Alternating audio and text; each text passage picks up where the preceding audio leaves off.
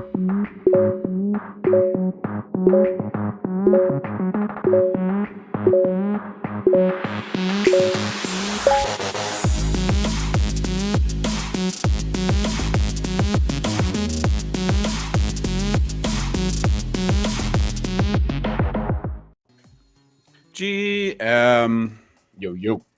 Yo. The heck is going on, man? Chilling. Mo chilling. Love it. Oh, turn this music up a little bit. Quiet. How we doing today? Pretty good, my friend. How about you? Yeah, I'm good. I'm waiting for this NFTLA to be done with so I can stop watching everybody on Twitter having fun.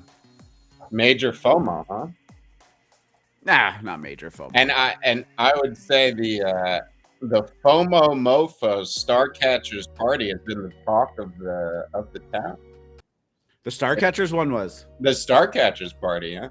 I know Azuki is now overshadowing after last night as well. They had the event.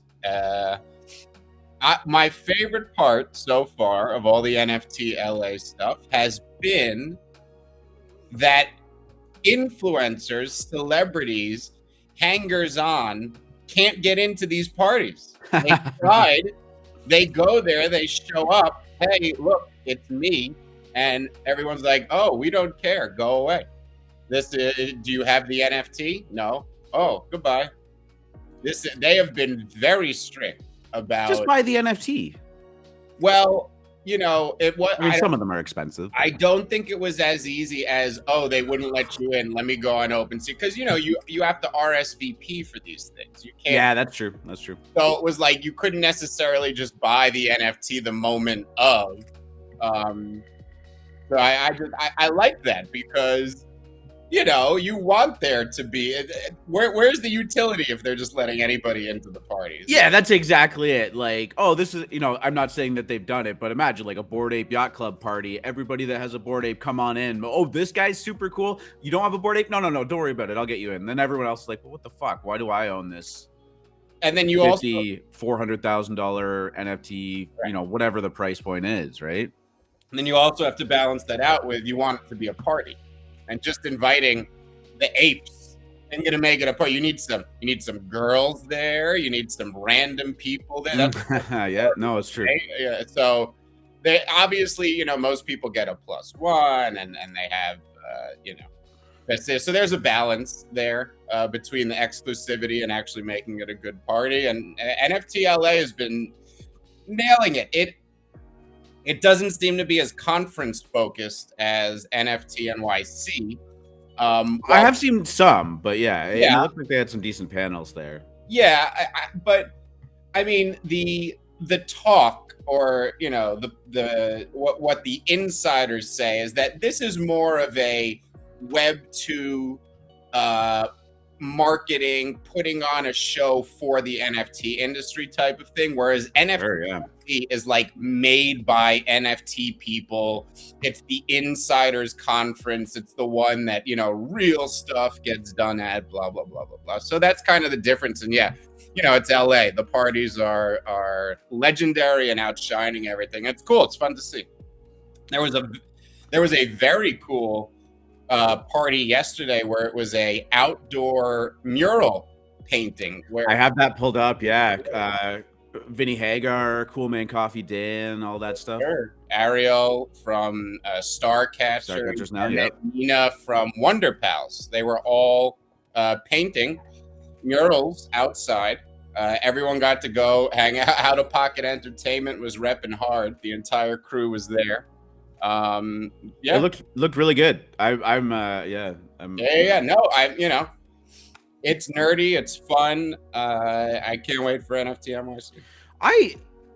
I love like good street art too. Like I'll call it graffiti, but like good street art. I think it like really adds to the just the vibrant downtown cores and stuff like that. I hate shitty tagging, you know, just those people just write on a window with the Sharpie or something like that. But yeah, like good street art, man. Those guys are so talented. And I mean, we've got some fantastic ones in the city that I'm from, and in Toronto, you know, just down the road. A lot of great street artists there, and like, as long as it's embraced, right? Like, you're not just going up to someone random's property and just like painting all over it or something. Yeah. So that's cool. We'll talk about that in a little bit too. But I mean, I think we're like in a small way, shape, or form, like seeing that like NFTLA, like we talked about, like BitClout Miami or NFT NYC last year in November. Everybody's outside, like, you know, touching grass a little bit, having fun, letting loose. Just paid our taxes. Let's go. Well, you know, volume has kind of died around NFTs, and we're all attributing it to ETH rallying so much, right? Well, maybe it's the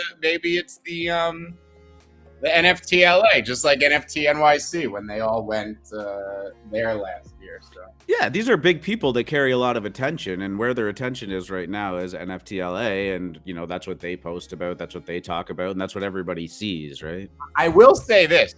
I had homies buying NFTs at the parties, like literally. Like, I believe that for sure. That's like, yo, just aped into this. Like, I don't know, little more of a buying atmosphere. Well, you get a couple drinks in you. You're chatting with some new NFT friends that you made. What have you been looking at? What's your oh, check this out. Like, you know, that heightened, like, you know, your 5-6 drinks in a wallet, burning a hole in your pocket, don't know what to do. You walk into these parties like, oh my god, slam the buy button. Look at all of this. Wake up with an expensive hole in your ETH wallet. Yeah, that's, you know, this is leave your seed phrase at home, kids. Yes. It's the new, you know, you had those nights where you're like, oh my god, I spent $200 at the bar last night, and now it's gonna be like, oh my god, I just spent $45,000 at the bar last night. Did I just take out a loan on my house and buy a Bored Ape? This is gonna happen as normies venture into our I'll fucking do it over the next year. A lot of stupid things are gonna happen, and that's why you need to pack your bags with as many of these stupid JPEGs as possible, so that you can sell them to, you know, Fred's dad, who's gonna mortgage his house for begone 11,578. There it is, 11,578. Is that one that's in your wallet? Mm-hmm. The London Fork seems like an awesome domain name. We're gonna do it. I don't understand how that hasn't sold yet. This perplexes me. Fucking. Come on, ETH. Well, actually, did you see that Opensea was delisting ETH domain names that were like owned by specific brands? What? Yeah. So like, if somebody bought like the fuck, I can't remember what many name brand ENS names that I expect to extort money out of Web 2 with. What is happening? Opensea was just basically like, it had to have been issued from the company, but the company's like, no, we own that, like, take it down. And they're like, okay. Well, then I will just put this out there. Organic Valley, you will have to go to looks.org, looksrare.org to get your ENS name. It is there now. Don't go to Opensea. I'm keeping it safe for you. We can work something out. Don't worry. Cut the deal. Yeah. Cut the deal. I love my milk. One of the first things Organic Valley, boom, .eta. That's where your mind went when you were like trying to scalp domain names. I see all of us paying for milk with ETH in the future. Nike.eth wasn't good enough for you? Mm-hmm. They say porn is what really pushes technology forward. I contend it's milk. All right, on that note, let's get this show on the road. GM Degens, and welcome to episode 102 of the AlphaMint Morning Show. It is March 31st, the last day of March before we kick it off with April, and April can be a good month. So we were sitting here talking about NFTLA in the pre-show. Lots of people down there having fun. We are still here on YouTube and Twitch doing the show with you all. So I appreciate you showing up today. I'm your host, R2 Degen, and joined with me, as always, Mr. Free Market Capitalist. Hey now. Yeah. I mean, I was going through the rounds yesterday. Some stuff happened. Some big stuff happened. The Azuki airdrop and some merch drop happened. That definitely the biggest news of the day. They were throwing a banger of a party that was oversubscribed, I guess you could call it. They had to lock some people out, but they say they're going to make it up to them. So we'll see what happens there. But the airdrop has been doing a-okay, and that's a nice little liquidity infusion for some of these Azuki holders as they've watched their they're willing to sell it. If you're willing to sell it, I mean, it's a box, so we'll see. As we know, these boxes tend to sit around for a long time, as you and I were these talking airdrops are Ponzi fodder when you think about it, because it's, you know, this is all about what are Ponzi's about? They're about the future. They're about this thing you're going to get down the road. This, you know, no. Keep putting the little amounts in because that big amount is coming down the road. Mystery airdrop box. What's in it? We don't know. Pa. Three landers, Clonex, Azuki now. The fuck is in the box? Well, and I mean, this is one of the things, right? Like loot boxes in like gaming and stuff like that have been, by and large, like taken out of the ecosystem due to their gambling nature. And yeah, this is one of those things that like everybody wants exposure to these premier brands. You know, obviously Bored Apes at the forefront of that, and ApeCoin was doing really well. I haven't checked on it in a couple of days. Maybe I'll look at that too. But you know, it's one of those things that, like, you know, the Azuki boxes are sitting at 3 ETH, and you're basically asking somebody to spend over 10 grand on like, who knows? It could be a new PFP. It could be shoes for your Azuki. Like, I don't know. It could be land in metaverse. Who Azuki like there's feet? What's that? Azukis have feet? I would assume that, like, if you were able to zoom out and like see like a full profile of the Azuki, that there would probably be feet somewhere maybe they at some point on their body. Hooves. Maybe they're half horse and we don't know. Maybe they have hooves. That would be a huge turn of event. But we did see on their website the full body pictures of some of the next day you'd have 5,000 people telling you how innovative it was. Well, if it is if they are half horse, then you would get maybe 4 shoes. Or horseshoes. See, twice the value.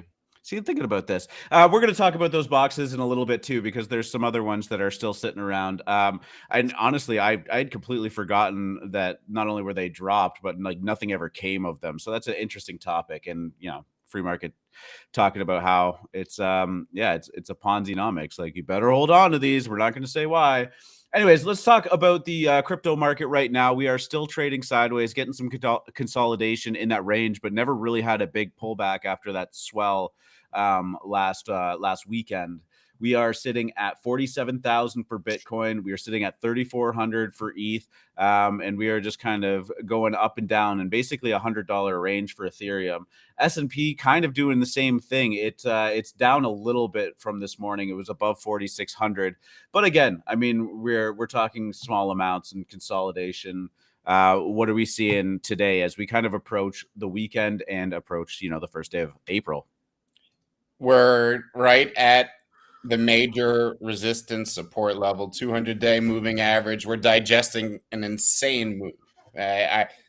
What the move off of the extreme lows we were experiencing has been a V-shaped recovery, as they call them.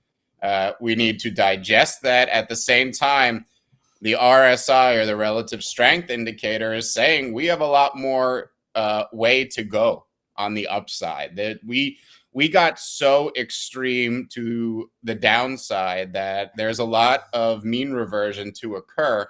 I think we're just digesting the move that was there, and everything is still pointing to higher prices, bar any new geopolitical or inflation news, which I don't think we're expecting anytime soon. Tensions seem to be going down. We seem to be entering a period where people are feeling better about risking their money, aka risk on. Yeah, I mean, you know, getting into the weekend, I would kind of expect just more of this sideways trading. I do think that we were going to break up early in April. And again, we've said it many times before, maybe not the greatest thing for NFTs, but it will flow back into that direction. And then once that happens, it really is going to be game on. So exciting stuff there. A little bit of news coming out of the SEC. There was a proposed change to one definition that potentially could kill DeFi.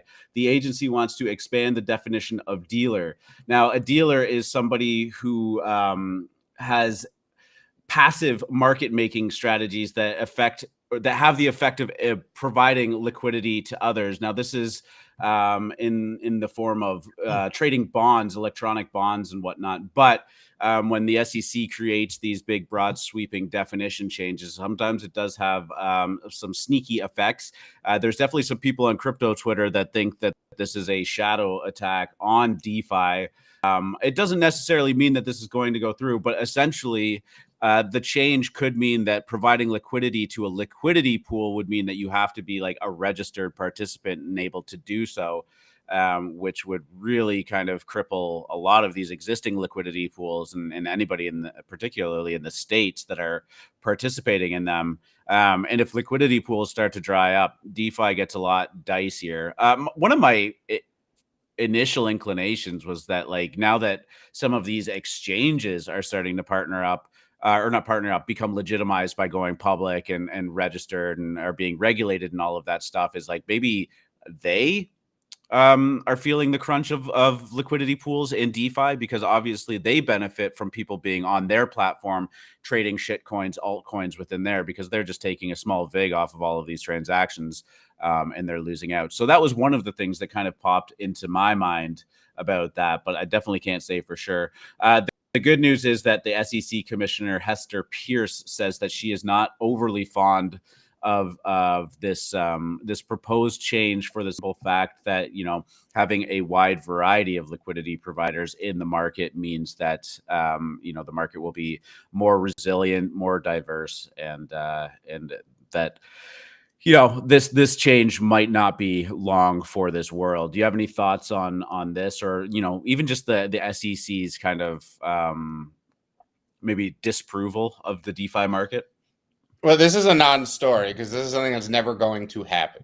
This is an obvious ploy or an attack on Uniswap or SushiSwap. This would completely, this is the entire business model of these companies.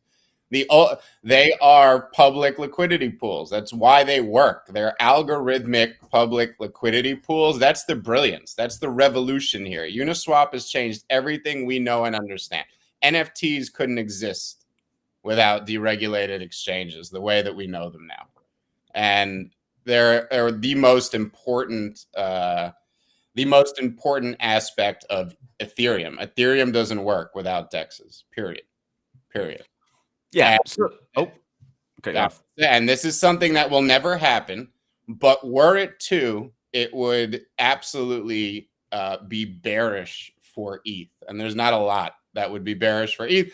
I just think that these regulation stories, when they are, because you break a lot of other things, everything has consequences. This would obviously target Uniswap, which I'm sure the SEC has a hard on for because it's unregulated trading.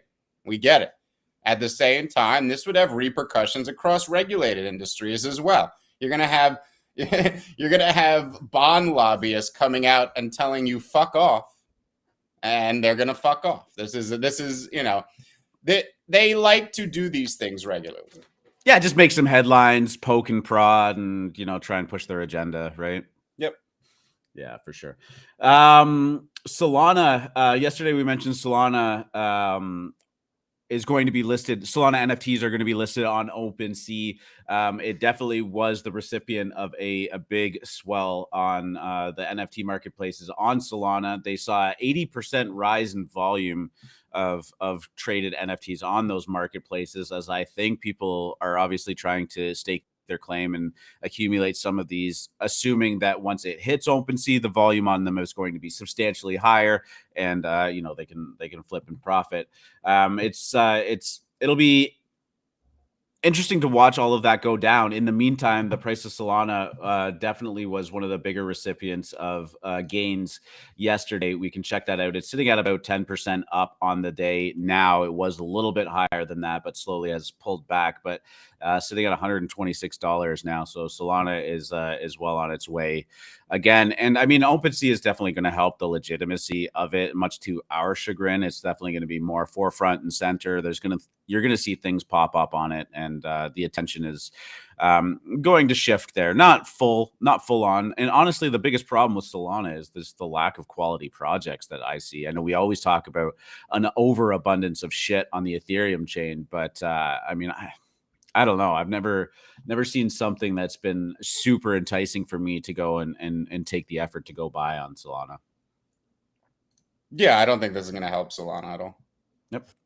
The ETH merge is coming, and I think that'll be the dying breath of it. This one's really cool. We've talked a lot about generative art, how it's going to have a phase eventually. We saw that happen last summer. Everything art blocks and then everything surrounding it went crazy. But one of the biggest holdbacks for generative art on a typical day-to-day basis would be that, you know, people want to buy their NFTs for a flex. People love having it in their profile pictures. You know, it's your metaverse identity. It's your Twitter handle. It's in your Discord picture. And, you know, you're recognized by it. Generative art doesn't really have that same kind of power right now. Obviously, people love hanging artwork or paintings or photos up in their house. NFTs not necessarily translating in that regard yet. Samsung is tapping Nifty Gateway to create smart TV NFT platform. Nifty Gateway's marketplace will appear on Samsung's new premium TVs, letting owners view and buy NFTs from the couch. I think that's pretty cool. Anybody that's going to be buying a Samsung is at least going to see an NFT marketplace sitting there, and inevitably some of them will click on it and start to go down the rabbit hole. But these are also their premium TVs. You get a nice one mounted on the wall. It's sleek, thin, sits there mounted, and you're going to be able to show your NFTs on there too. And that's where the flex comes in. Hardware for NFTs is going to be a big deal going forward because, hey, you want to buy some generative art, you have people over, you see, different images kind of shifting through the TV and whatnot, and people start asking them, like, boom, check out my NFTs. So I'm really excited for this. When I'm in the market for a new TV, which will probably be pretty soon, I'm at least going to check this out and see what they've got going on. I think this is a terrible idea. Okay, perfect. I believe that people do not. First of all, you don't need your family or significant others seeing how much you spend on NFTs. That's just the dumbest thing that's ever been conceived. And your TV is like the main focal point of the house everybody stares at. Like, NFTs are something you do on your laptop in a dark room when nobody's looking, and you don't tell anyone about them. This is the wait. Are we still talking about NFTs? Are we? Of course. This is what we're talking about. We're talking about non-fungible tokens. I also think that when we are programmed to go shopping on our TVs, it tends to be for things like TV shows and movies. And we are so programmed to them being $3.99, $5.99, $10.99, and $19.99 that the sticker shock of paying for anything that's more than $30 on the TV is just not going to work in people's brain. You do stupid shit on the computer. It's what it's there for.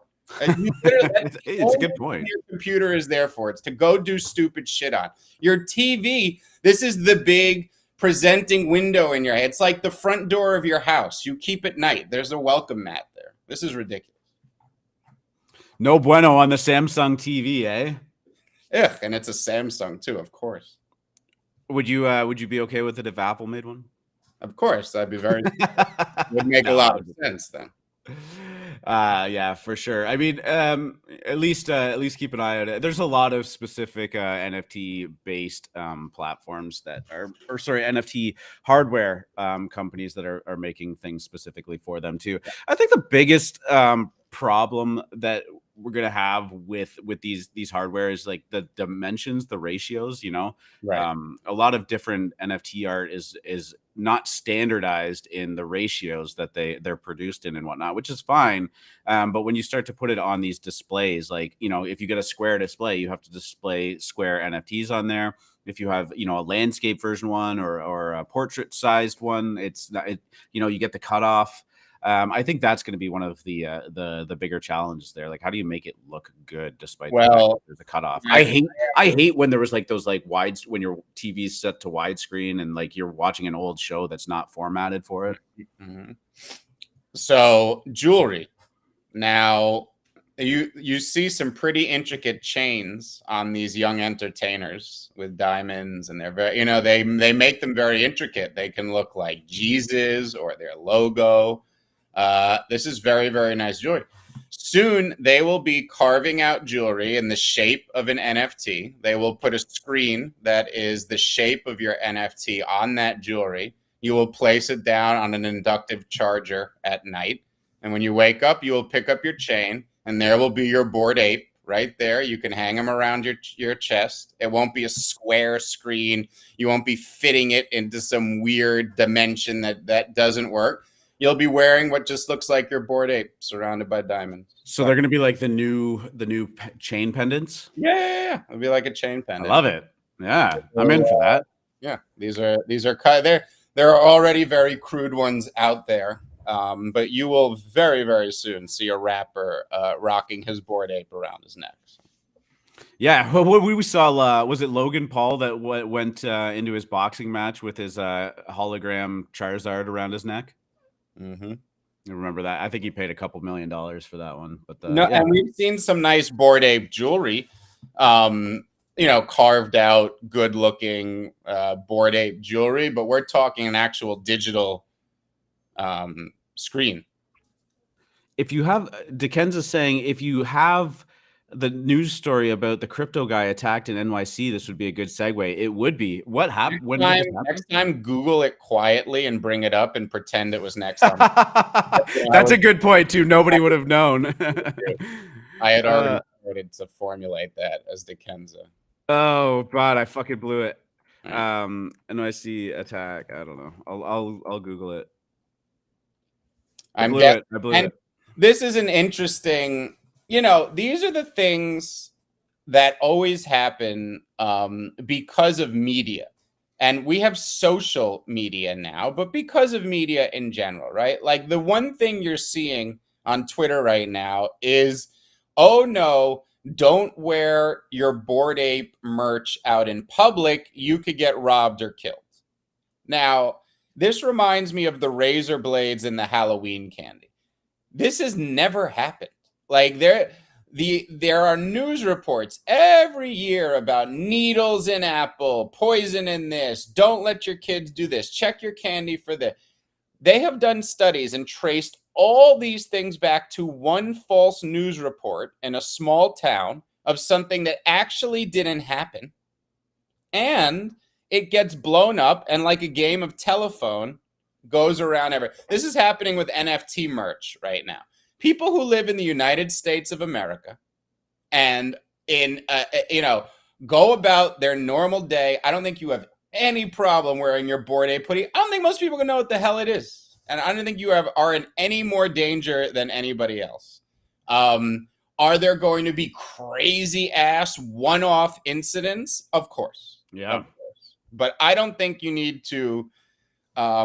We've created now an entire scaremonger industry and story of, don't wear your NFT merch in public. People wear expensive fucking jewelry in public. People drive around with Mercedes in public. You don't think thieves know that those people are rich and have something that can be robbed? Yeah, when you pull up to a restaurant in a Lamborghini Urus, like you're gonna, people know that you're gonna have some money for sure. Yeah, yes, there are going to be one-off terrible incidents, and it makes everybody scared because it's like, oh shit, I wear it could happen to me. But these things are they tend to be sensationalist stories that get blown up out of proportion. I am not talking about the one R2 has on the screen. Yeah, I was gonna say he was shot 5 times, so I don't. No, I totally get what you're saying though. Yeah, it's weird. I mean, we've talked about like how much paranoia is too much paranoia. There's lots of wealthy people that show it off in public too. Crypto's a little bit of a different beast because there's no insurance backing it up. Like you fat finger a Bored Ape, it's gone for good most likely. And here's the best evidence that it's bullshit. They found a crypto guy They robbed him at gunpoint, obviously shot him 5 times. Did they ask for his seed phrase? Did they ask him to transfer his tokens over? No, they took his fucking watch. The $450,000 watch on his wrist. What do you think when you get held up for your Bayak hoodie? They're gonna be like, "Give me that shirt. Take the shirt off now." No. And transfer it over to 0SB33D8BC. No, wait. Scan this QR code. Again, it was zeros. No, that's not what's going to happen. You're in much more danger wearing an expensive watch than a Bored Ape hoodie. I thought it was a pretty valid point, though. Like, would Bored Ape holders actually want the Bored Ape merch to be sold to other people than just the holders of it? Like, get some diversity out there, a couple of pump fakes, Oh, for definitely. I think that's that's also when you're walking around, you're like, I know how you got that. Who are these thieves doing research? If anyone does this much research to figure out how to rob, they're close to you. This isn't a stranger. This is somebody that's in your life. If they're using your NFT merch as a reason to rob you, this is not something your average thief is even aware of. Well, I mean, the good news for Bored Ape holders is that I don't think anybody would dare wear their merch out in public. Ew, no. Well, maybe not. I saw a few apes too today. Like, which one am I gonna pick? And I was just like, yeah. I'm so I liked the hoodie that was like just had the skull, like the little skull emblem there. Like, but it was by far the plainest one that they had. This is my opinion, right? You got to go if you are making the merch and you are not a fashion designer, you just got to go as simple as, but do not get fancy. You go as simple, just do simple. You can't fuck up simple logo. The only thing people could say is, it's not like spectacular. They're like, whatever, I can wear it out. It doesn't look crazy, right? It's simple. It's not. Yeah. Otherwise, you got to partner with fucking Atom Bomb Squad. You got to partner with a real, designer. Speaking of segues, let's talk about that because Azuki dropped their merch yesterday. And for once, I actually think it looks pretty cool. They released their bomber jacket, showing it out there, and it's just like it's got that cool like style to it. Like I could see people actually wearing this out in public. I don't know if I'd be walking around giving everybody the finger like that, but I am totally okay with that. I guess another one of the reasons why I thank God Azuki got it right because the other brands aren't. But they're displaying this. I guess if you own an Azuki and you want to rock that jacket, it'll be at your disposal. But I don't know. I don't know if that's something you would wear, but I think it's pretty clean. Look, I don't think I would wear that. That's not saying it's. I think that it's fashionable, right? I think some people would wear it. How about that? That's 100 times out of 100 times I would wear this over any of the Bored Ape stuff, right? Or the VFriend stuff, which I'm about to show. Right. I mean, merch is the obvious thing here. This is like you make an NFT project. It's like roadmap. Oh shit, what are we gonna go do next? Like, let's put something on a shirt. I mean, that's what everyone's doing now. I really think the easiest thing for projects to do, and these are projects that have money, right? We're not talking about small projects that are putting out merch because their community really wants it and needs it. We're talking about Bored Ape Yacht Club, who could partner with any fucking person they want. And should have. Like, literally. So, JRP Sanchez having some cope over not minting Azuki. It sold out for 1 ETH pretty much immediately, if I recall correctly. I think they dipped to. I think they were immediately like 2 ETH, and then maybe they fell back to 1.2. I don't think they ever got to mint. The cheapest they were, I believe, was 1.2. Yeah, it could be somewhere around there. That was about where you could get them. They were never cheap NFTs, that's for sure. Never was one of those projects where it's like, I should have picked it up at like 0.05. Like, yeah, but if you could afford the Dutch auction and you didn't buy one at 1.2, it's on you. I mean, you had all the time in the world, and it was not expensive right after mint. So this one, you had a chance if you wanted it. If you didn't want it, that's just the way it is. Got to wait for the next one. Yeah, Azuki still flirting with that 20 ETH floor. I think the biggest news coming from Azuki was at the party. that they were having last night. Lots of people in the crowd. Wiz Khalifa performing. All of a sudden, he just starts yelling like, check your wallets, and cool way to announce and launch an airdrop, to just throw it in there in the middle of it, and people were going crazy for it. The airdrop itself, called something official.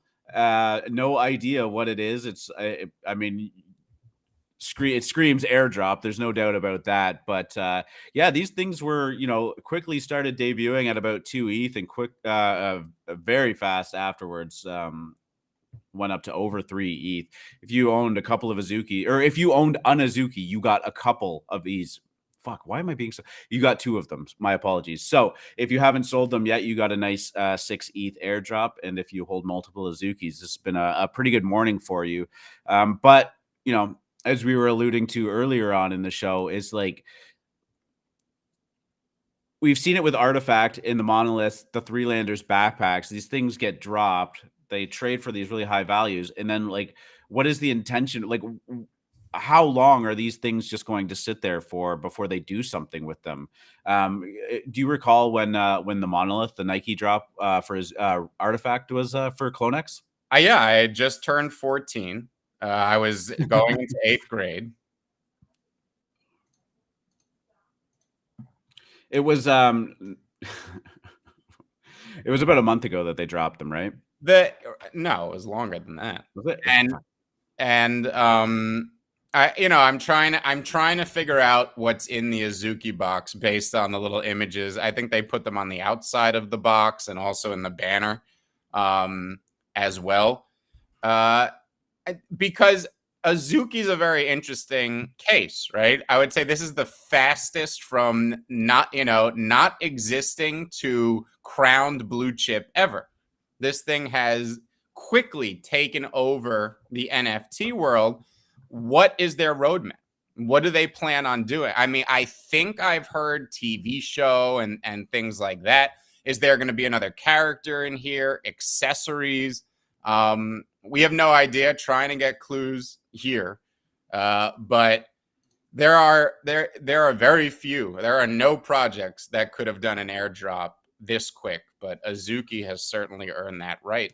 Well, that's what I was going to say, and one of the points I was going to make is, like, we so often criticize these projects for doing an airdrop like this a month after they launch, 2 months after they launch. Azuki, I think, going on about 3 months now.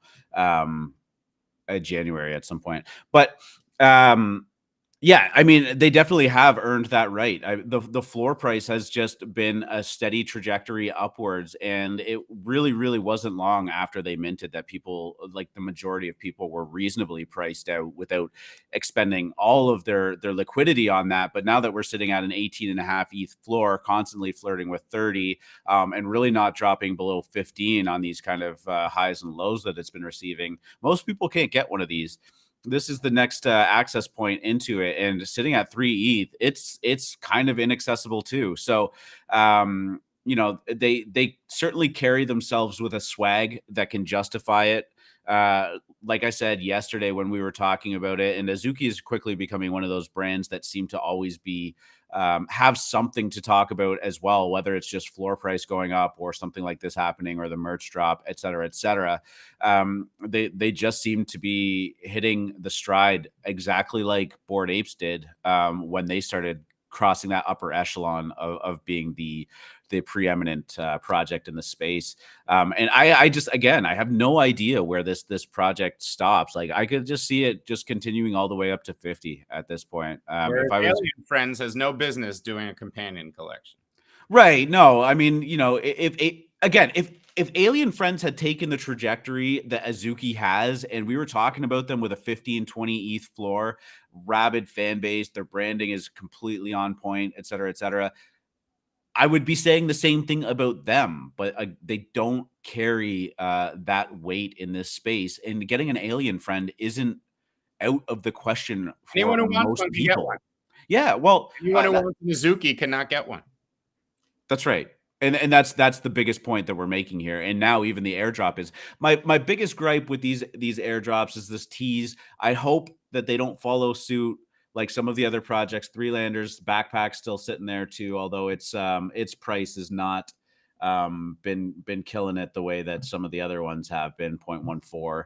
But it's just, it feels like one of those things that the longer it goes on for, they're just sitting there collecting royalties on every time that it's traded. The volume on something official is already sitting at 3,200, right? And they're sitting there taking their cut out of it. Like, please don't let this sit for 2 weeks. Don't let this sit for 2 months. Like, that's the only thing that I would have to say to Azuki. You were going to say Artifact. Well, I mean, should be like, why is that monolith still there like that? Like, what's what is the? Go ahead. Question Artifact again. See what happens. I know they acquired by Berkshire Hathaway.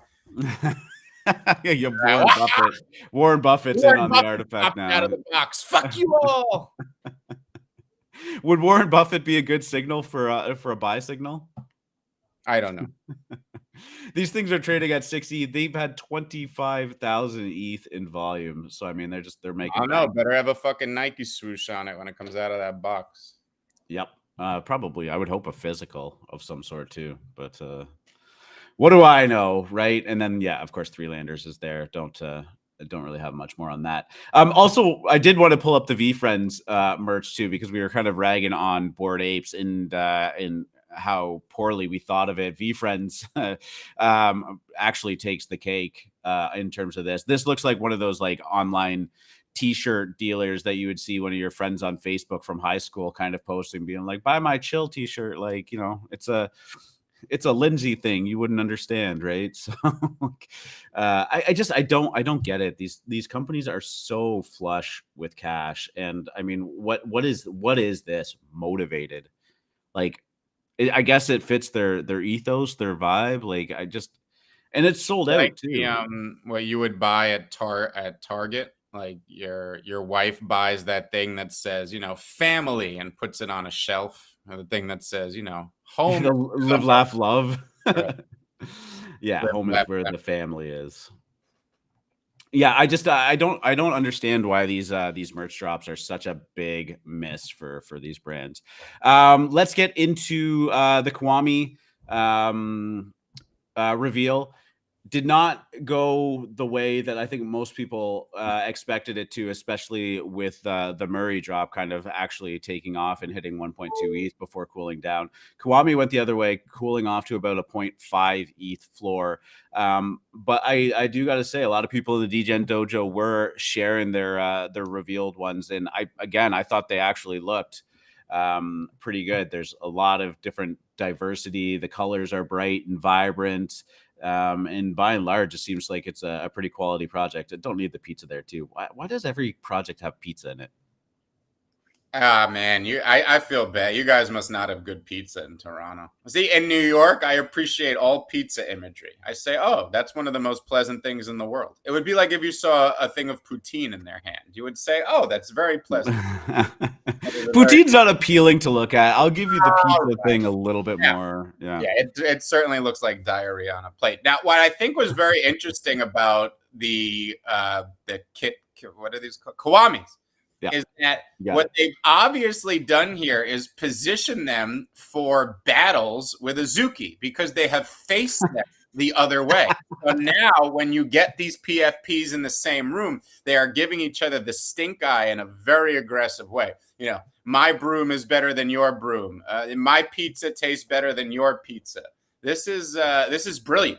Had they been facing the same way as Azuki, there'd be no point to these. But now you can take these out and battle the 20 ETH Azukis. Well, yeah, I mean, it's like a hybrid between the Azukis and the Murrays too, because the face is very side profile, but the body is kind of turned on its angle too, so you get more of like a front facing body, but it's a good mix. I guess you could make the Azuki derivative where you just flip, like the OX ones, you just flip them around and they're Azuki Kiwamis, or you could make Kiwami Azukis and just flip the Azuki. No, but these are different characters now. When you have same ones, they're gonna battle each other. This is it. This is the battle time. I like the idea. I don't know anything about the art.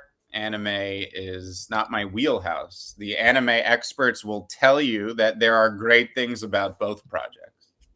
Yeah, all three of them, including Murray, have some pretty good fan bases that all make good cases on why theirs is the best. I think I still think Azuki is the cleanest looking project of all of them, but definitely dig in this color palette. And I mean, hey, when you click the buy now button and you look at these all on the floor and you zoom out a little bit, they are very different. Like this is the sign of a good project. I mean, if you're bullish on this art, like it would not be a horrible price to pick it up at. Again, like I have no idea if there's just some exhaustion between, you know, all of the Azuki hype and then Murray and now this, and then Everai is waiting to be revealed. But like you said with Doodles, right? Like there is a fatigue of seeing too much of this stuff, whether it's the same style, the same color palette,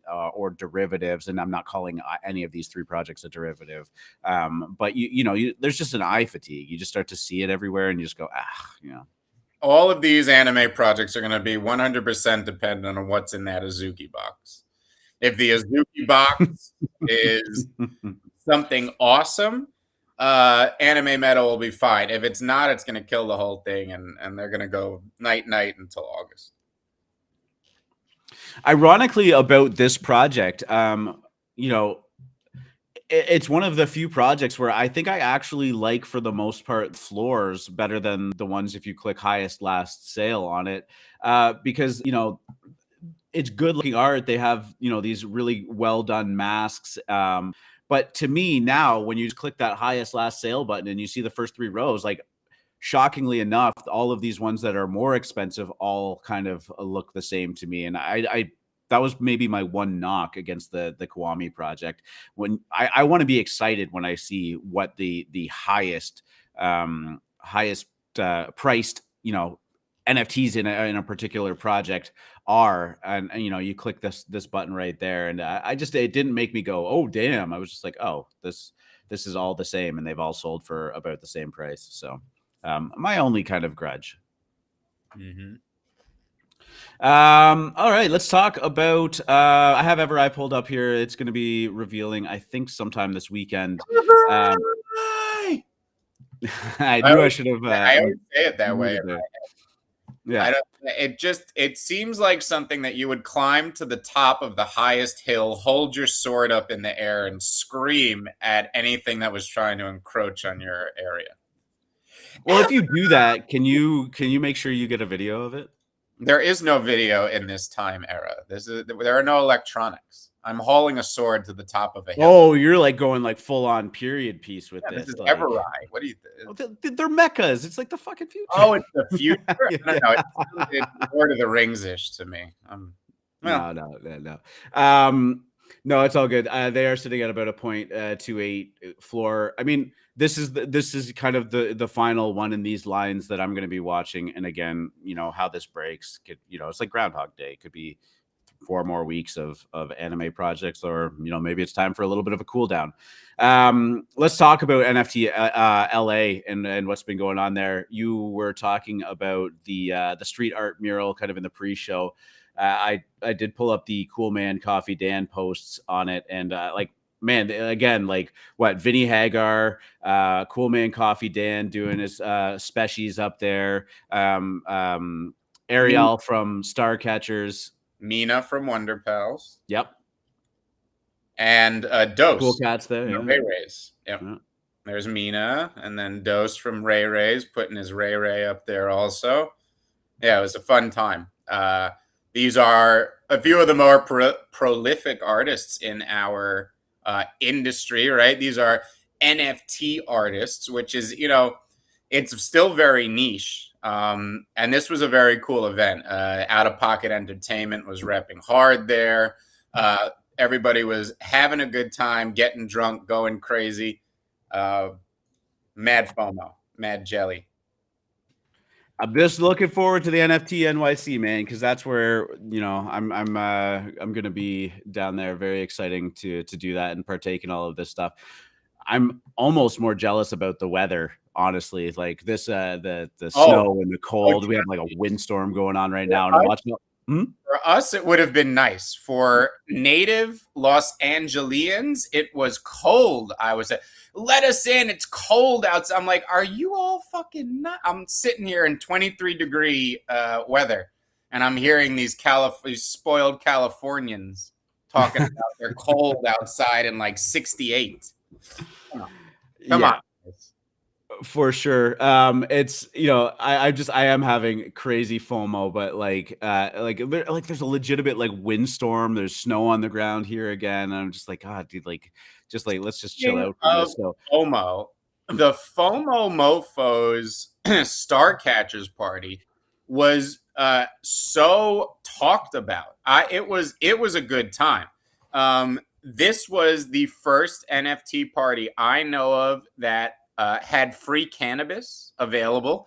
They literally had an entire table of you could just go up and take as much as you want. There was no limits. It was just here's all this free weed, go enjoy it. They had a glass blower blowing glass live, making people pipes right there. Make you a little pipe. Boom. It brought together a couple communities. The party was so packed and so popular. They too were turning many people away at the door. This was one of the cooler events I had seen. I would say NFTLA is killing it on all fronts, especially with these parties. I haven't seen much from the conference going on, but we know it's all about the parties. Yep, still having more FOMO. Yeah, that's amazing. What else did we talk? Oh, you got your we way back in the day talked about the Gap drop that was going. You got your hoodie. I did.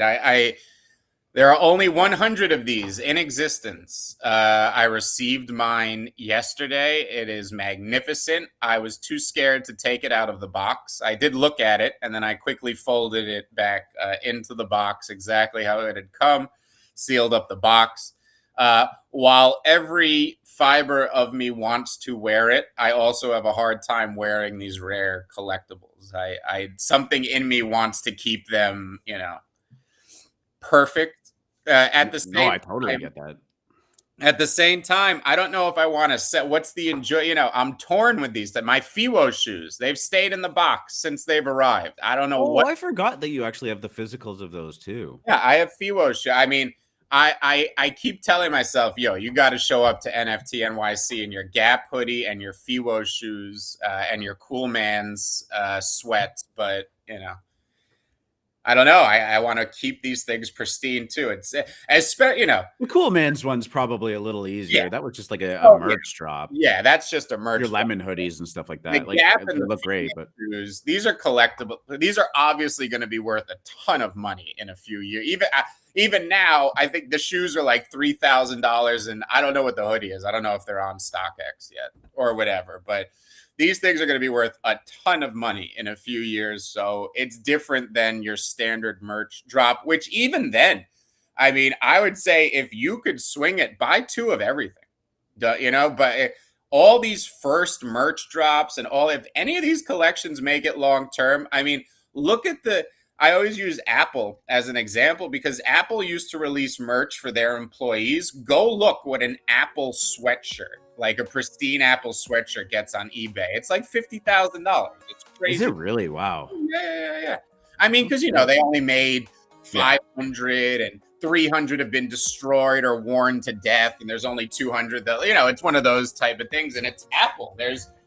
When you become a billionaire in Silicon Valley, you start to buy the shit that's nostalgic to you. And you're going, all the things that made you who you are. You're like, oh, I'll pay $1 million for that, like all that shit. So the hoodie it really looked good. Like Frank Ape, the designer, it looks magnificent. Like I said, there's only 100 of them. So tempted to wear it. And let's bring this up. Did I send you the website? I believe the next Gap airdrop, April 2nd. This is soon. The Gap drop, coming up on April 2nd. What is this countdown? Hours, I guess. 50 hours. Okay. All right. So 50 hours, 28 minutes, and 7 seconds. So On April 2nd, there's going to be an auction. The last auction went I believe the last one went for like it's Tezos, so I'm gonna do this in dollars for you, but I believe it was $7 or $8 grand was the last shirt that sold at their auction. Then they're gonna start doing the more standard drops after that, within the next week after that auction. So if you don't know how to do this, you got to go to Kuboi. That's KUBOI. That is the name of the wallet you used for Tezos or Tezos. I think I say it wrong. I believe it's called Tezos. I've always said Tezos, son. Yeah, me too. I think it is. I think you're right. The Tezos people have told me I'm saying it wrong.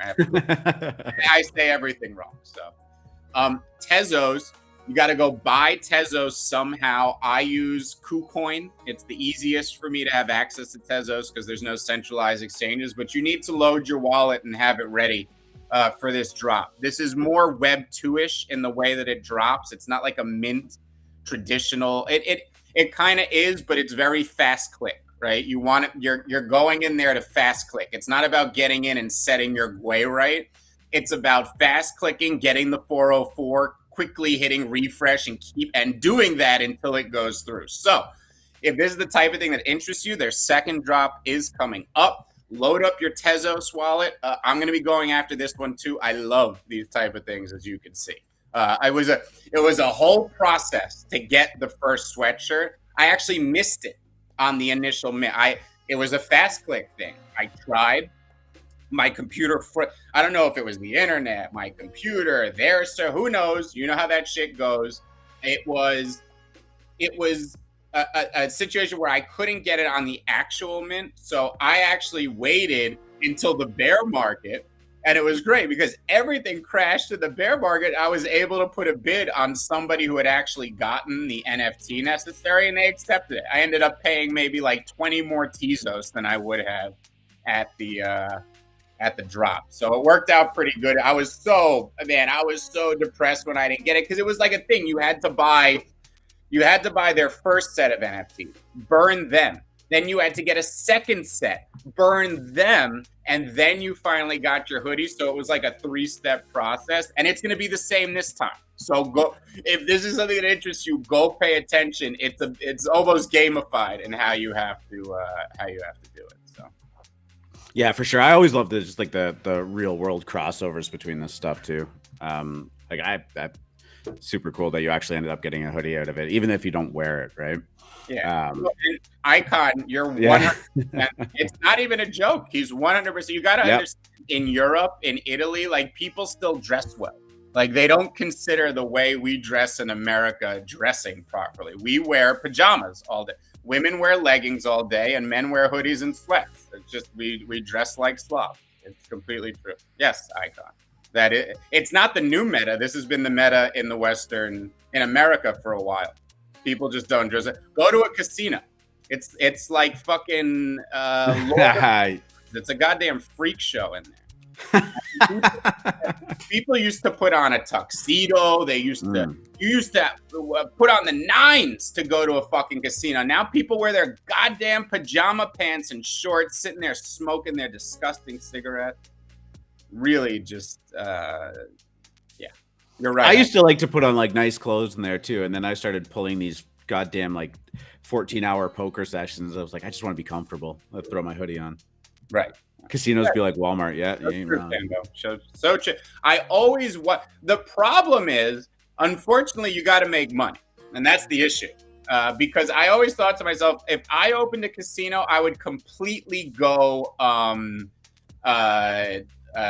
black, you got to be black. I probably wouldn't say black tie tuxedo, but I'd say you have to be dressed, collared shirt, real pants, all that type of shit, no sneakers, but you get no business. That would be the, and yeah, look, Icon said, look, hey, go to Monte Carlo and try to walk into the fucking casino dressed in a hoodie and see what happens.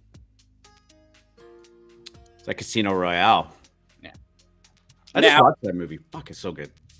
The homie from Raid Party, V3, shout out to V3, or 8. I don't know if you call yourself 8 or V3, because it's a Roman numeral. So I'm going to go with V3 because it sounds cooler. But that Louis Vuitton hoodie, you bought the other day, I think they would let you into the casino with that. That was the slickest, fanciest, nicest piece of clothing I've ever seen in my life. Shout out V3.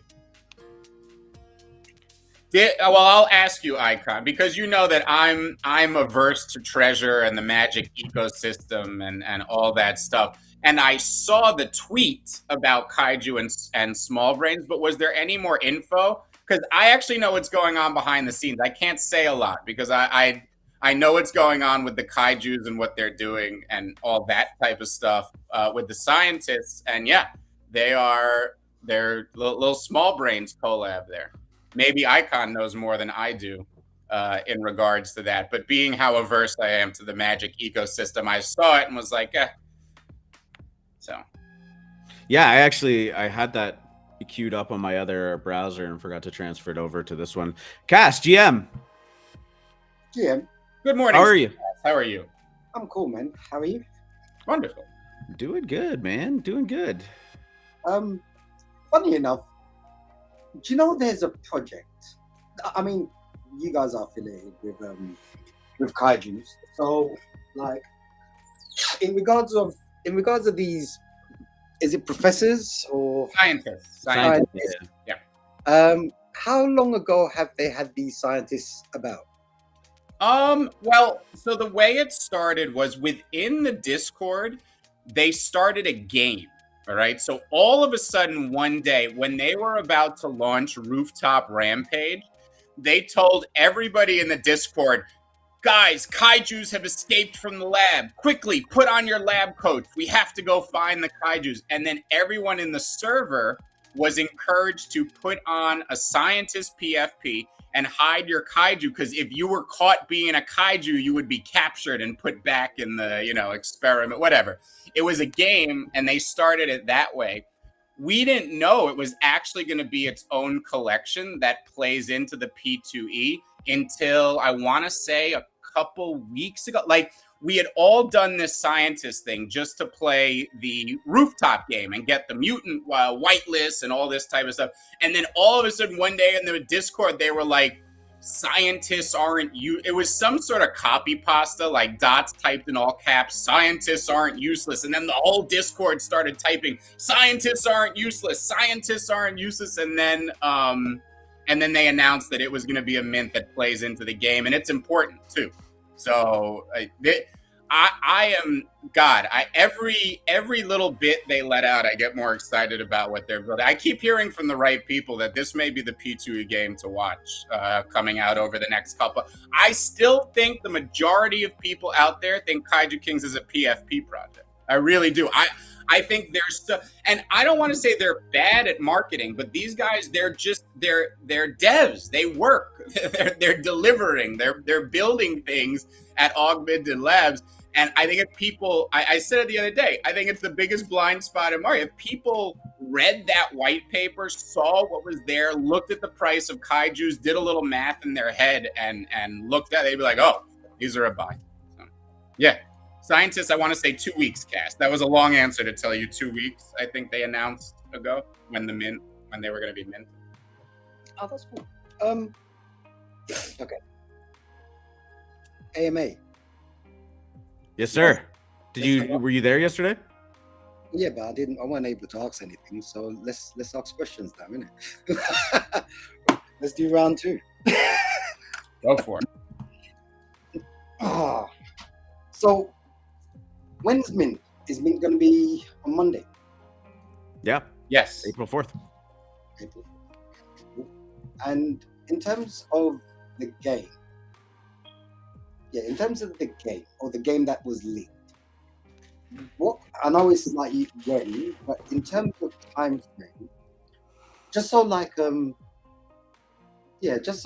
everyone knows, is it going to be a PFP until X amount of time, or is it going to be like a cool cat scenario where it's in development through beta and together as a group we build the game together? Where's the game at? The game is being developed on the back end right now. The front end of it, like the UI and stuff like that, has been for the most part, designed so that it's easier for the back end people to kind of apply things and understand the functionality of what they need to build. So I mean, this has actively been worked on, like working on the game theory and the tokenomics behind it and all of that stuff.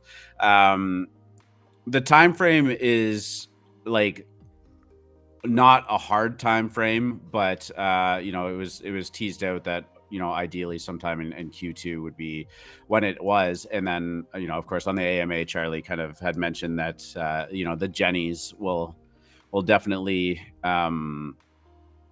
if they so choose, probably have some early access to help out and scope it out and, lay eyes on it and whatnot. So.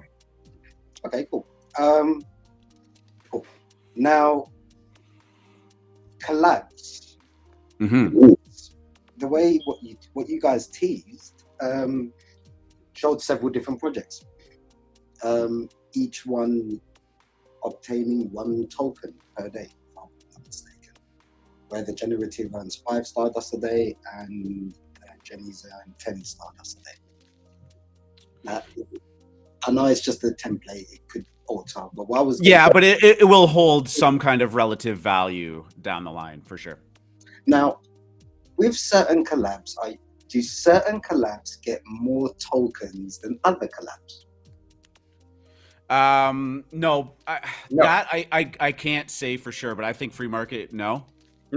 I know Charlie did hint at the idea that some of the rarer rarity traits or the rarity in the projects can hold more weight, though. Right. So no matter your project, the rarer your NFT, the more OP it is. Okay. And so far, how many people are you in talks with? Or how many people are in? As far as initial launch partners, I would say minimum of 3, but I won't say who they are. I'm sure you can speculate. Okay. I'll speculate. Yeah. I mean, it's easy because we've released a few videos, but I just don't want to, you know how those relationships are. I just want everything to be, done before you make the announcement. You don't want to do early announcements, but the videos are teasing the direction we're going for sure. So if I was to look at, and you're talking about videos from start? For the most recent one, I believe, had a few different NFT collections in it. The most recent game UI that was released. The ones that I was thinking was, because I'm going back from way back in November, going into December, and so on and so on. Mm-hmm. So it's just, if it's collabs, then it would have kind of initiated from back when it was tweaked or shown. So one that I thought of was Kaiju's, because it's been in every single one. Yep. And it's also ironic also because Galactic Apes would have been my next one, right, because of the images, but knowing that Dots has taken over that, so that kind of makes sense as well to me, if that still plays out or not, I don't know. But obviously you can't say nothing, but those would be my guesses to start off. Nice. Yeah, Galactic Apes was like like Charlie and I, when we first started, were just like fawning over the artwork when we were trying to figure out how to do the pixel art and how to kind of manipulate them to their full extent. Like, Galactic Apes and Kaiju in terms of that were always our like god tier. Like how do we get it to like this quality? I love the Galactic Apes. So, and in terms of the art, like, how long did it take you guys to do the art? The Genesis, we've been working on the Genesis collection for a long time. We started with the Genesis almost as a bit of a learning process to try and like just create cool ones, but creating the Genesis was just like proof of concept, make sure that they look good, working them all. And I mean, even just the iterations that we started with, it took us a while. Free market, there was probably 5 base bodies before we kind of got to where we are right now. Yeah, dramatically different. dramatic. I mean, from the first, the first one to the one that was the final model was a lot of iteration, and then, you know, the genesis, as you know, they're all one of ones. One of ones take time. People think pixel art is simple, but that's an illusion. These one of ones take time, and again, I'm not the artist. I know R2 could speak to this more than me, but one of ones are almost more difficult than the generative. Am I right about that? In the time sink, at least. The generative ones are very difficult to figure out how to make them work and overlap, because when you're doing pixels, right? Like our canvas is 70 by 70, right? And so to make something curve properly, you have very, very limited space to imply that curvature. You know, if you look at the ones that I'm showing on this side here, just on the website, right? Like, it takes a lot of like finicky work to make sure that, you know, that goggle right here doesn't conflict with the ear, so that it's like a gross mess of like black pixels. So when you're doing a one of one, you have more agency over that. So it's less finicky, but it's more time consuming, because you are creating a cohesive piece of art. You want the background to make sense with the wolf. You want the traits and the color palettes. You're working with tons of different color palettes for each individual one. And you also have to kind of think of the concept on that. So there's a lot of time spent creating each individual one. And the 100 they took a long time. We've definitely been working on them since November, like just plugging away at them. The generative ones are different. It's not that they're less time consuming. Maybe making the traits is less time consuming, but you have to spend a lot more time and energy making sure that all of the pieces work together when the computer generates all of these and spits them out. Again, because when you're working with pixels, and it's the same with line work, don't get me wrong. I'm not saying that this is like pixel art is like the god tier of like how difficult it is, but you got to make sure when, you know, that chest piece is sitting on top of it, the shadows make sense, the lines make sense, and the way that the neckline kind of comes down isn't conflicting with the chin, because if it's too high, then you get double stacked black lines, and it doesn't look very good. So that's been a trick, and that's been a huge learning process as well. Sick. Was that kind of answer your question, like in terms of the time constraints of it? Yeah, no. It was just nice to hear from the actual person that created it, what you did. Yeah, it's cool. Sick. Okay, so how are you guys feeling in regards of the drop coming up? Amazing and nervous. We just want to, we want to put out the best product. So you just, I think as a creator, this is your entire life on the plate, right? I mean, this is Charlie and R2's soul on the plate, and now you're asking the market to receive it. And I think no matter what, I don't care how much hype or whatever you have built ahead of time, I think there's still nerves going into Monday. We just want everything to go well. You know, we are maniacal in how we are double checking everything and making sure things are right, and we just we want to get it out. We are excited to share this with you guys. So. Cool. Now here's another question. Who is the team?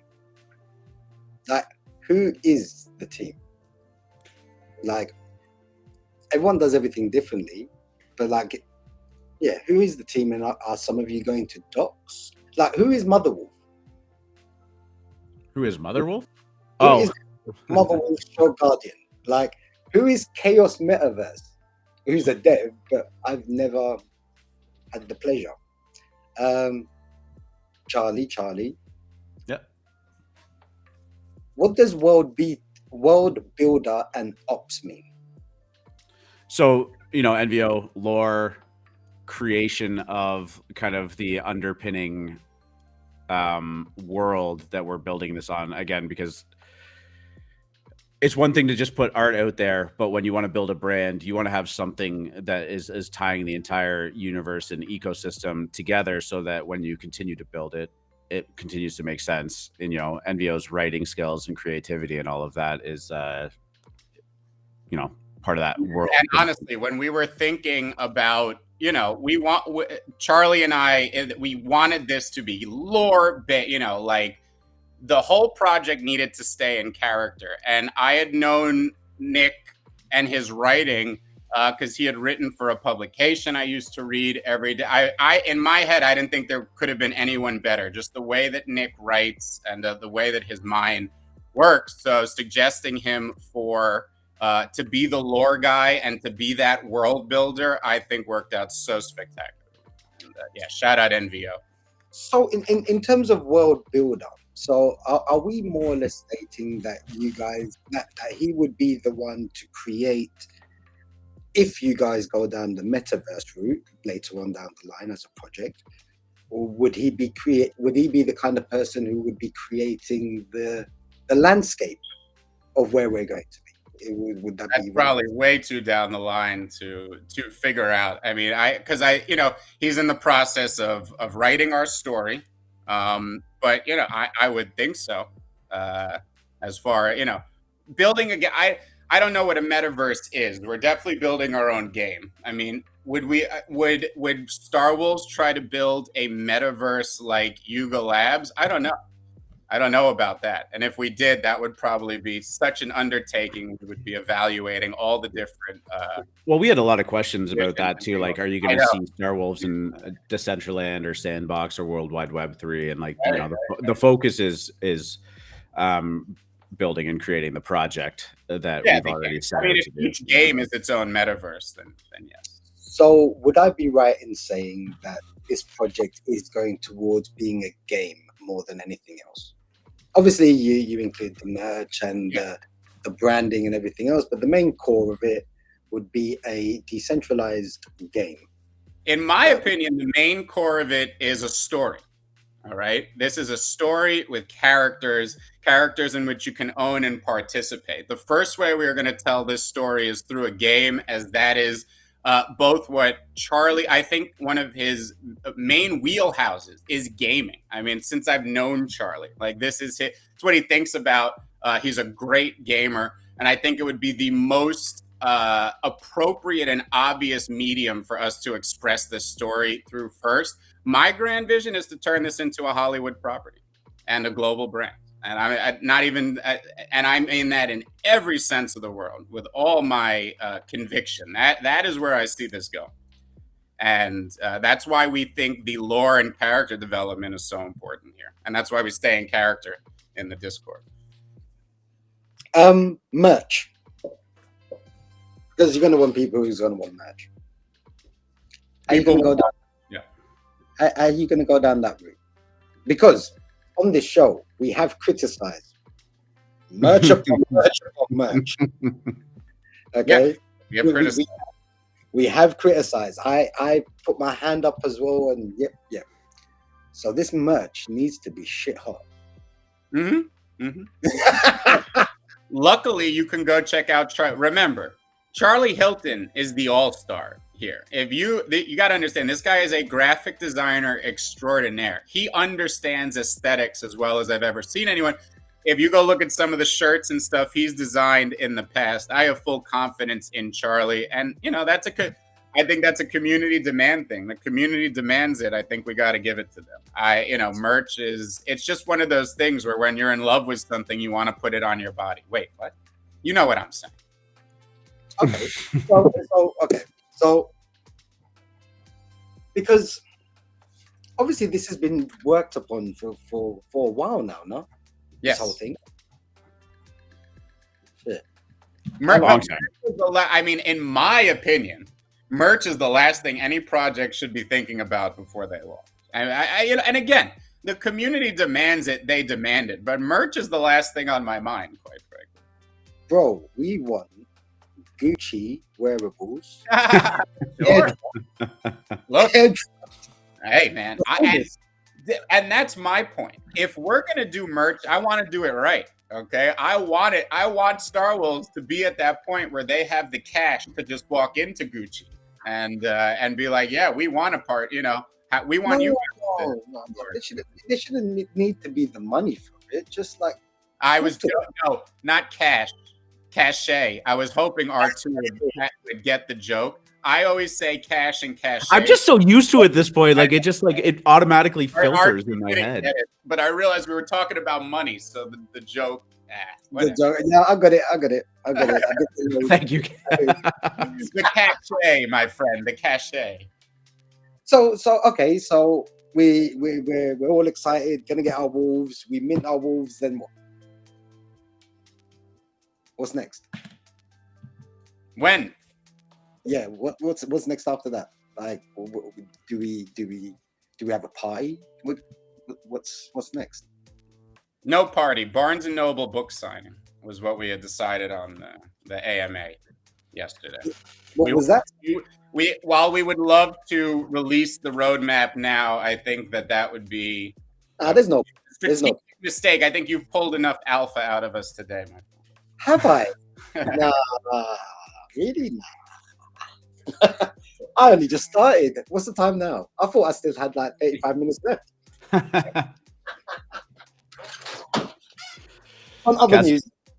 Yeah, man. Yeah, on uneasy. Wow. Heroes are 1 ETH. Did you see that? We're back, baby. We're back. So what's the plans for the NFT side of things then? Like anything apart from Star Wars that's on anyone's radar? Oh, Liverpool FC, funny enough, are releasing it tomorrow.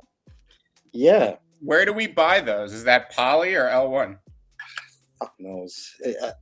From time, I don't know. I've got this thing. Like when you're asking me for my email address and my postcode and all sorts of shit just for an NFT, you don't need to know that.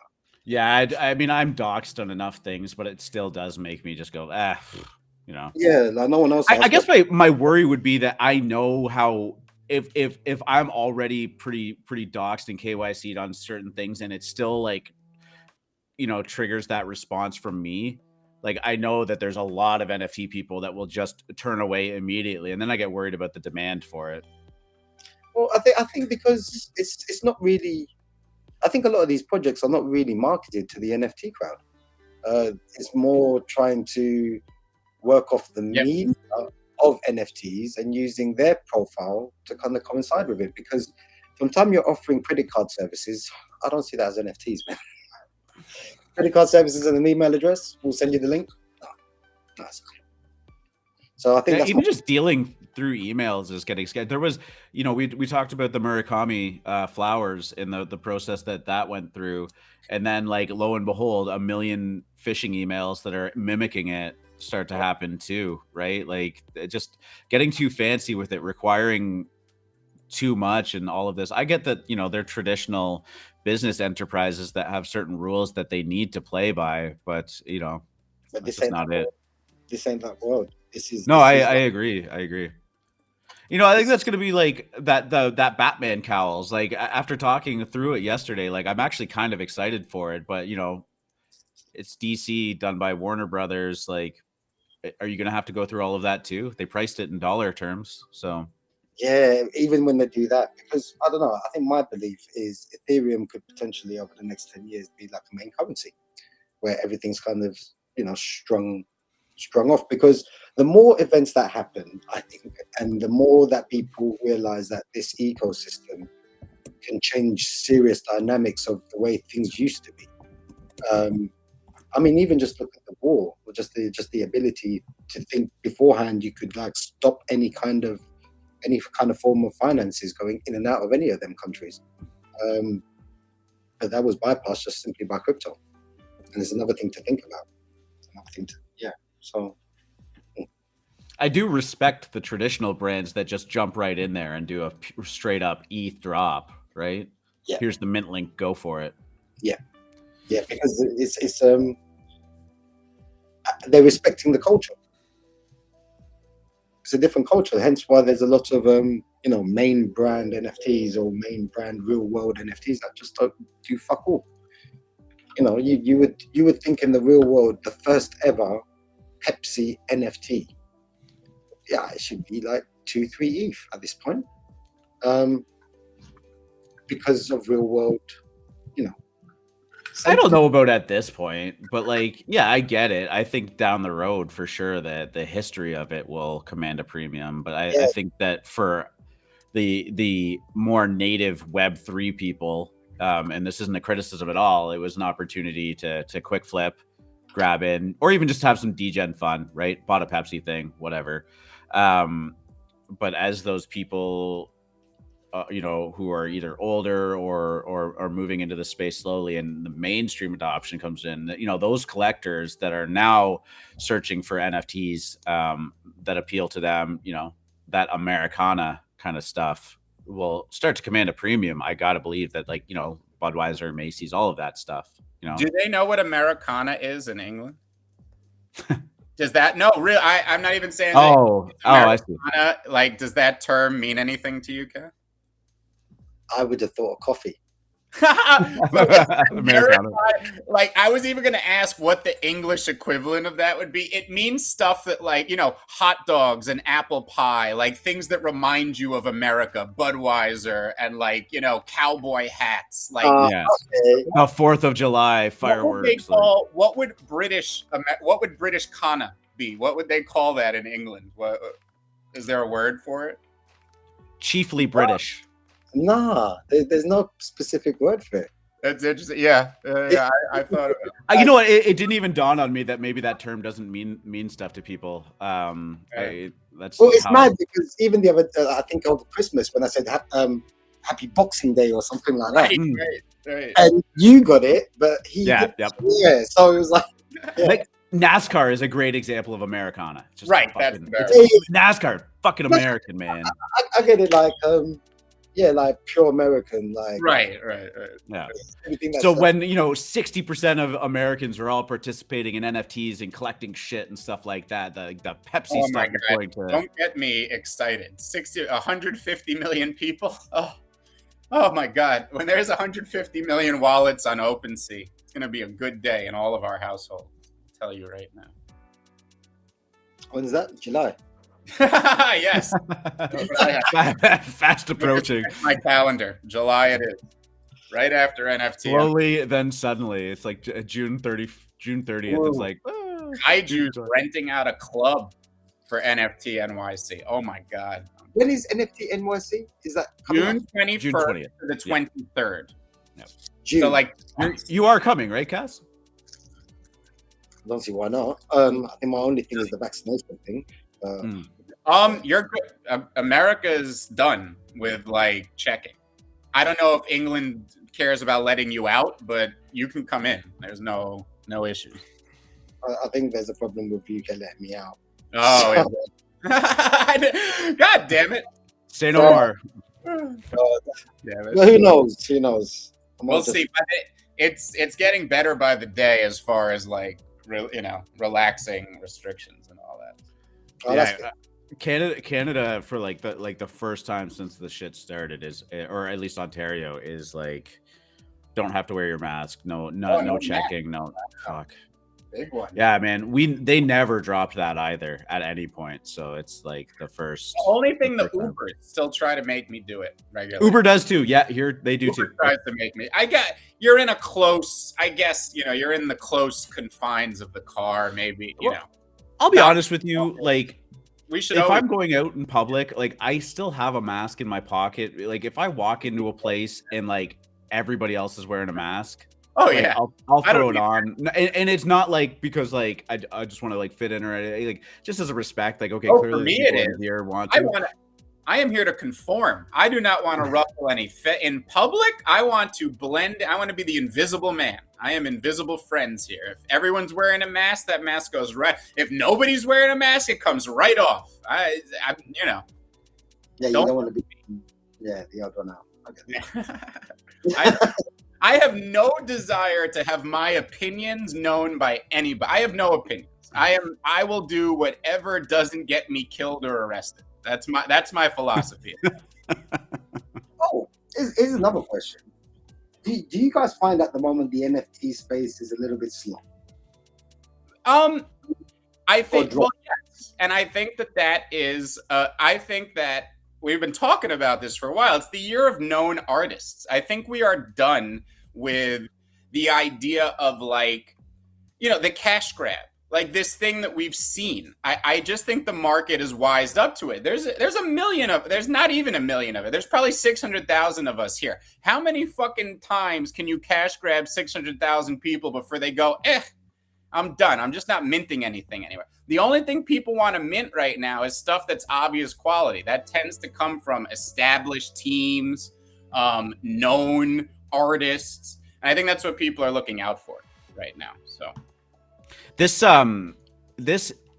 Teenage Mutant Ninja Turtles NFT Twitter.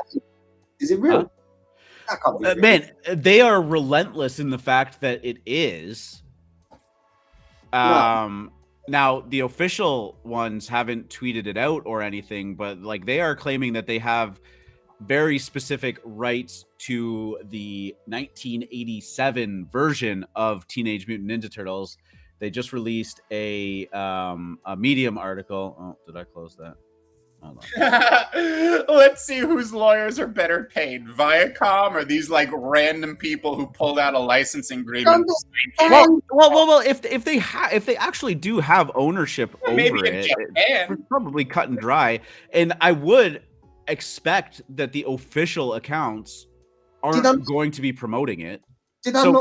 Did I not hear that with Naruto? Something with Naruto was something. Yeah, and this is where it gets a little dicey because that one was just a full-on scam, and they too went to great lengths to assure people that they did. So, I mean, again, proceed with caution. But I mean, they're making official statements. They're saying like, we own NFT digital rights of the original Teenage Mutant Ninja Turtles. Gonna be so fucking bad. They just took whatever they have the rights to and handed it to a private artist. That's what they did. Like, look at how bad I'm not being funny. I'm even looking at that. That doesn't look original. That's bad. That's bad. That's original. That's bullshit. And Viacom needs to get out there and release something before this fucking entity does, so that we can just, get this. And imagine, 62 fucking followers for Teenage Mutant Ninja Turtle NFT official. Yeah, come on. 62. How many? What? It's got it there, 62 followers, dude. On Medium. Yeah, but even still, come on. Do people subscribe to things on Medium? I don't. I get it though. If there were an official TMNT, this is also like dropped like 6 minutes ago. 200,000 people subscribed to it. If there was an official. Another thing, if it was an official Teenage Mutant Ninja Turtle thing, which is massive, to be fair, they got movies and shit. Huge. Like Amazon, now you can buy that. What's the interactions like? Last hour, what was that pinned tweet an hour ago? This one, that's that Medium article that they just released. So yeah, so I guess you can read the article and decide. Here's the one thing I will say about the Turtles. Eastman and Laird did chop it up a bit. Like, originally they had the same vision and they were agreeing with each other. Then at some point, Laird wanted to go in a different direction. Eastman disagreed and he bought out Laird. So he didn't even own any of it anymore. And then like 3 years later, Viacom was like, we'll give you $60 million for the Turtles. And Eastman was like, cool, take the money, I'll take it, but I reserve the right to self-publish a Teenage Mutant Ninja Turtle comic book if I want to. Just that fact alone makes me think it's possible that they've fractionalized out certain parts of this, IP. And that's what it looks like, yeah. It is possible. Here's the thing. I know that they tried to make a couple deals with Japanese toy manufacturers in the 80s, in the late 80s. I am wondering if somehow they gave the rights to some random toy manufacturer that they've been holding since 1987. Otherwise, I can't figure out which part of the licensing they're saying original 1987. That seems weird. So I'll read it. I feel like I would know. Now that you're up to date, these days, the TMNT 1987 TV show is actually owned by Squem Productions and Fred Wolf Film, formerly Murakami Wolf Swenson, What does Viacom actually own? In 2009, Viacom, owner of Nickelodeon and Paramount, has acquired the global intellectual property rights to the Teenage Mutant Ninja Turtles from the Mirage Group at 4Kids Entertainment. It therefore owns all the rights to TMNT except for the 1987 animated series, which belongs to Squem Productions and Fred Wolf Films. Before anything, yeah, look what happened. Look what happened to Catbricks. Yeah. Oh yeah, well aware. Yeah. These little loopholes, you're gonna go up against Viacom, dude. Yep. Yeah. Right. Good luck. I can't disagree with that. That's there is a legitimate, like, if you go on LinkedIn, lawyer statement, et cetera, but who knows? Yeah, but the problem is you could have a legitimate claim if your lawyers don't get as paid as much as the Viacom. They just come in and bury you in paper. They use every tactic in the book to destroy you. Like there's, they will figure out a way to just drown you in like years of litigations and countersuits and all that stuff. No, I cannot disagree with any of that. I am just saying that whatever this Teenage Mutant Ninja Turtles NFT project is, they are obviously very adamant in I'm actually going to go research this. I'm going to research this, and I will give you an expert TMNT opinion tomorrow morning. I vaguely remember the names that they're mentioning. This is what I was going to ask. Yeah. Sorry. Like, how did you just read all that information about Teenage Mutant Ninja Turtles in that small frame time, or how the fuck do you know all of that? Yeah, it's up on the screen. Yeah. No. Well, were you reading it? I'm obsessed with Teenage Mutant Ninja Turtles. That's why the first time I saw this project, I knew it was fake in my bones. I know what I don't know. I know what real. You knew a lot about Teenage Mutant Ninja Turtles there. Yeah, dude. I'm obsessed. You don't understand. I used to dress up like them. I used to sing the song all day. If real Teenage Mutant Ninja Turtle NFTs come out, I'm ruined. They might as well. They own me. They might as well just take all my money. I'm gonna do stupid things to acquire them when the real ones come out. Here's a question. Yeah. As part of the team and founders and stuff, are you guys going to mint your own projects? Yes, and I will play, but I will not play aggressive. This is how I believe. This is my thought on it. Okay, I am playing Orcs and Raid Party as the player. Okay, I have to react to what the Orcs team does, and the Orcs team has small orc squads, and they have hordes as well, and they do play them. They don't play them aggressively. Now, for them, I believe the part of it that's a game to them is seeing what we, the players, do, and then figuring out how to adjust their economy, okay, to make sure that it's a balanced game that has longevity. That's the game to me in Star Wars. I am God. Okay, for lack of a better term. Charlie is God. We are the gods in this world. It is up to the gods to make sure that this world exists and that it doesn't die for whatever reason. That's the game to me. Seeing what I'll play, I'll buy, but I'm not going to go in there and quant it and figure out like, well, if I just win allies and buy Zug, I'll be able to grow the largest horde and then max min and there won't be any of that. There's not going to be any of that. I will buy. I will play passively because it's my, I love it and I want to. At the same time, the real game for me is keeping that economy balanced, keeping the game alive. That's where I'm going to be playing mostly. So you and Charlie will be playing. Sure. And R2? Yeah, but I'm like in the same boat. Like I'm not going like pure max profit or anything like that. Like the goal is not to extract from the economy for us. But I will have the minimum number of wolves, and I will do what is necessary to keep them advancing. I will not beyond that. I will not play aggressive. What are you saying by keeping them? Are you backing the liquidity pool? Is that no? Oh. Well, yeah, until somebody tells us that we like, for legal reasons in any way. I don't even know what a liquidity pool is. That's up to the community. No. The most important thing for me is to make sure that we have staking rewards right away for our wolves. That's the important thing for me is that there are incentives for the community to set up such a thing if necessary. So is there going to be staking? Yes. So it's not going to be passive staking, or is it going to be staking? Well, to play the game, they must be staked. Ah, okay, cool. And yeah, the whole switch with the Discord stuff and game. Does potions get included in that or not? So here is what I this is my thing.